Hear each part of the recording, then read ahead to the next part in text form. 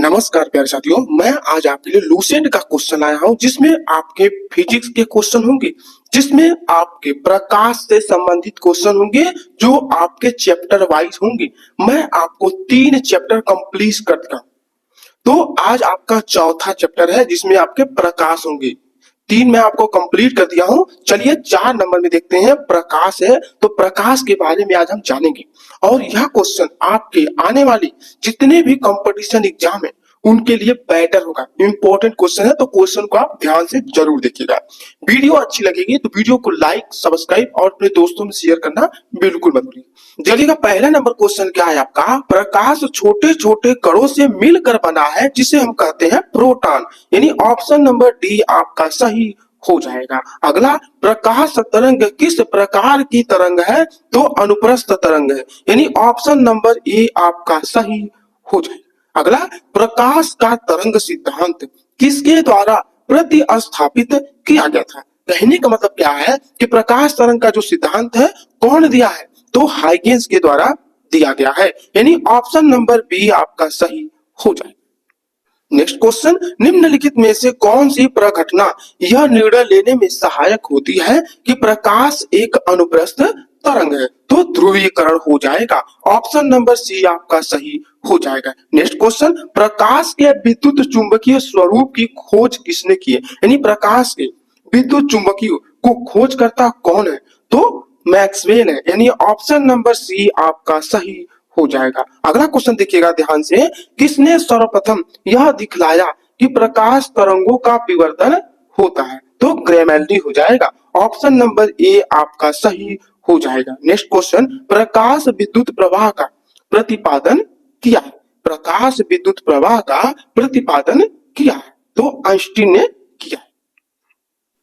Next question, निम्नलिखित में से कौन सी घटना प्रकाश और ध्वनि दोनों में घटित नहीं होती है, तो ध्रुवण हो जाएगा। नेक्स्ट क्वेश्चन देखिएगा, किसी अवरोध की कोर किनारे से प्रकाश का मुड़ना कहलाती है, क्या कहलाती है, तो विवर्तन कहलाती है। नेक्स्ट क्वेश्चन, निम्नलिखित में से कौन सा सिद्धांत प्रकाश के तरंग प्रकृति की पुष्टि करता है, तो व्यतिकरण का सिद्धांत, यानी ऑप्शन नंबर बी आपका सही हो जाएगा।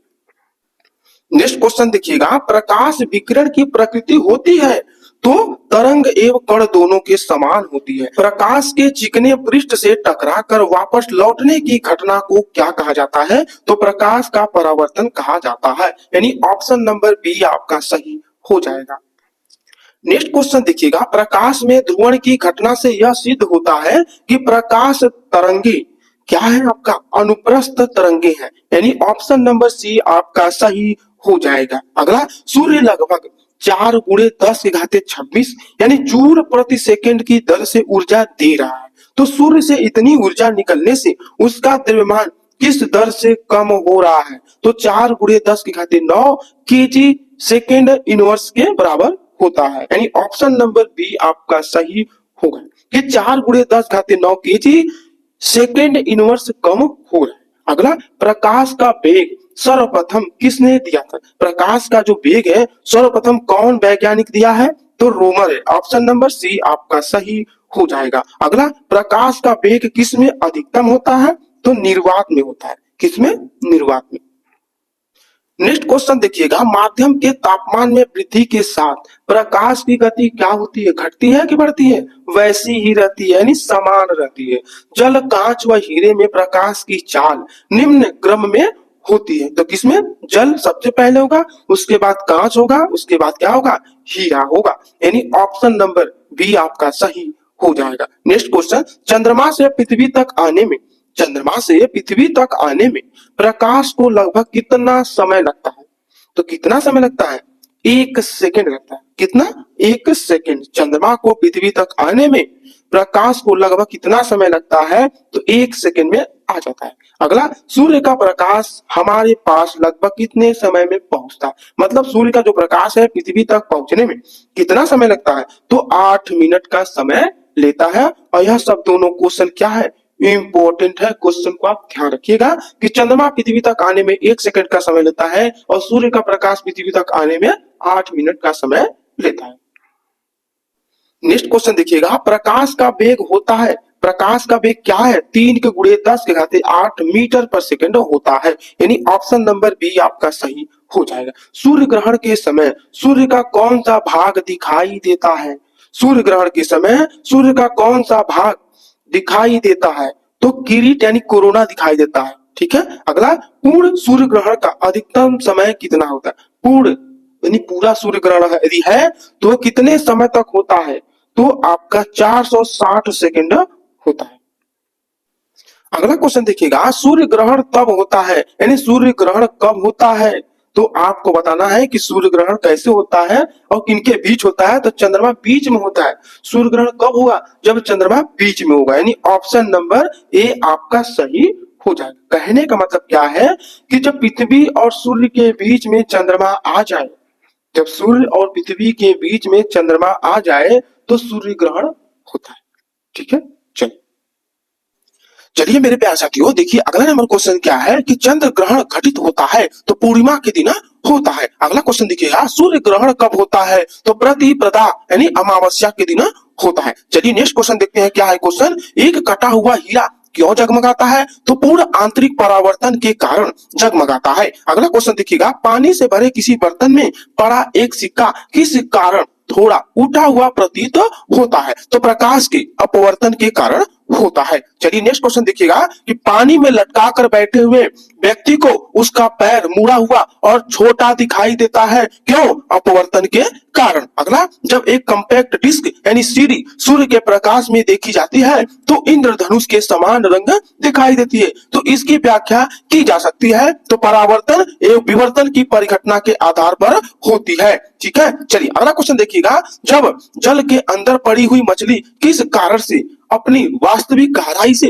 कुछ ऊपर उठी हुई दिखाई देती है? तो किसके कारण? प्रकाश के अपवर्तन के कारण ऐसा होता है। जल के अंदर मौजूद व्यक्ति को किस कारण जल की सतह से ऊपर की वस्तु अपनी वास्तविक स्थिति से अपेक्षाकृत अधिक ऊंचाई पर प्रतीत होता है? तो मैं आपको बता दूं कि यह प्रकाश के अपवर्तन के कारण होता है। ठीक है। चलिए अगला क्वेश्चन देखिएगा ध्यान से आप लोग कि पानी में डूबी हुई लकड़ी मुड़ी हुई प्रतीत होती है, यानी दिखाई देती है। निम्नलिखित में से किसके कारण ऐसा प्रतिभासित होता है? तो किसके कारण होता है? तो प्रकाश का अपवर्तन के कारण होता है। अगला क्वेश्चन देखिएगा कि जब प्रकाश की किरण विरल माध्यम से सघन माध्यम में जाती है तब क्या होगा? तो अभिलंब की ओर झुक जाएगी।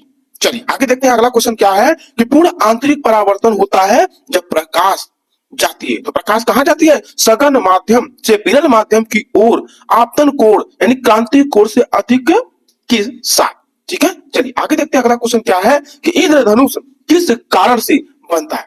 इंद्रधनुष में जो रंग बनते हैं वह किसके कारण बनते हैं? तो अपवर्तन और परावर्तन के कारण बनते हैं। अगला देखिएगा, मृग मरीचिका बनाने की घटना, बनाने वाली घटना को हम क्या कहते हैं? तो आपका पूर्ण आंतरिक परावर्तन हो जाएगा।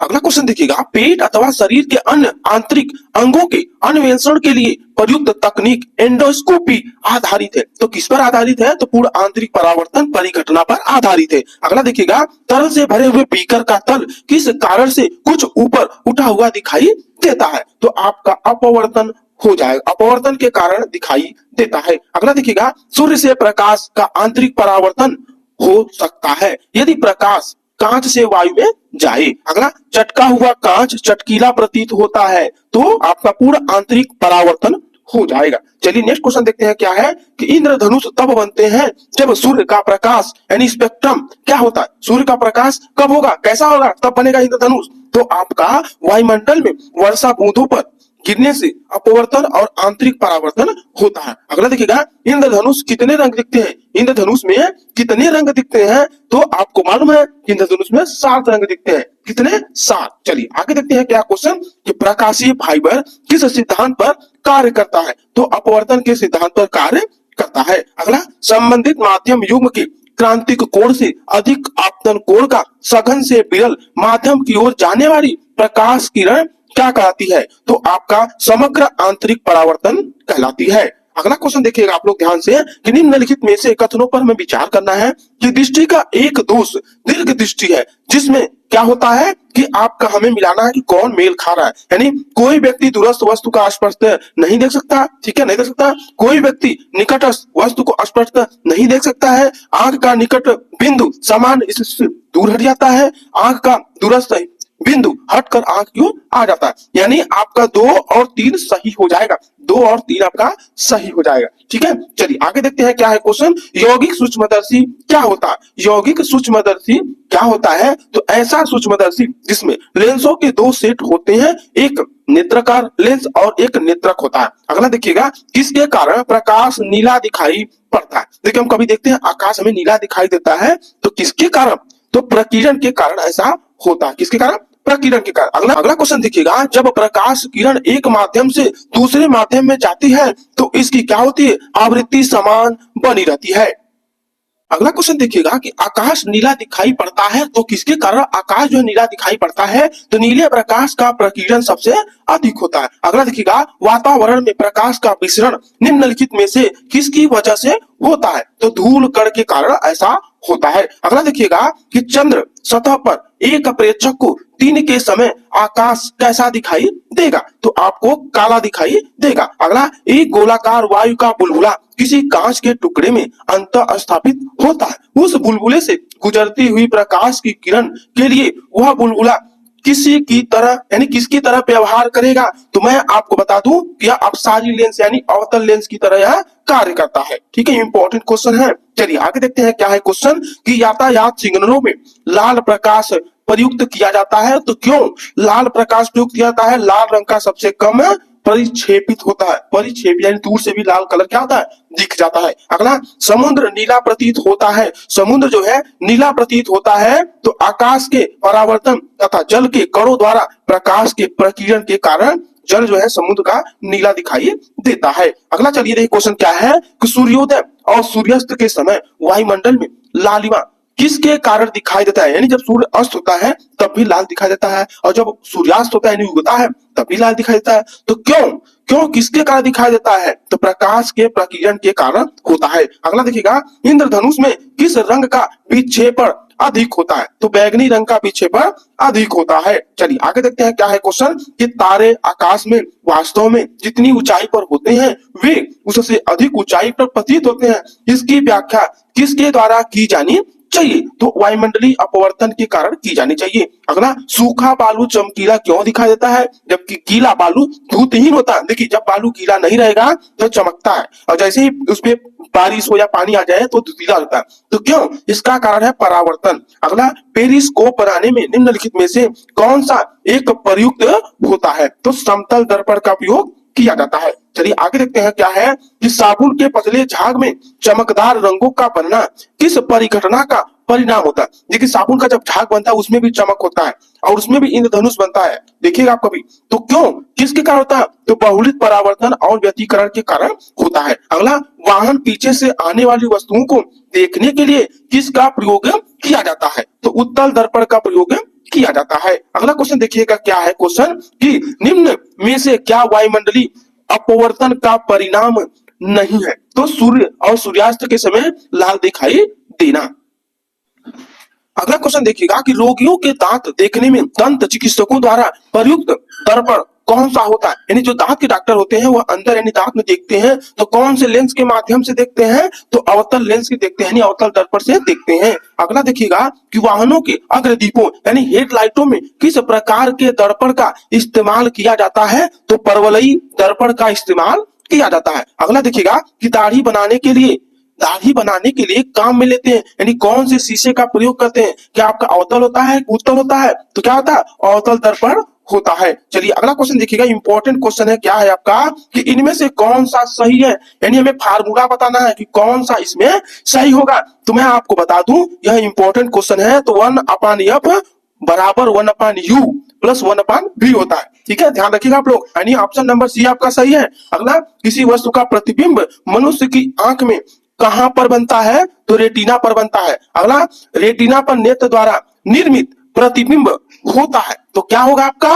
वास्तविक उल्टा और छोटा होता है। ठीक है, चलिए आगे देखते हैं क्या है क्वेश्चन। किसी व्यक्ति का पूरा प्रतिबिंब देखने के लिए एक समतल दर्पण की न्यूनतम ऊंचाई कितनी होनी चाहिए? तो व्यक्ति की ऊंचाई की आधी होनी चाहिए। अगला, एक वस्तु दो समांतर समतल दर्पणों के बीच रखी है तो बने बने प्रतिबिंबों की संख्या कितनी होगी?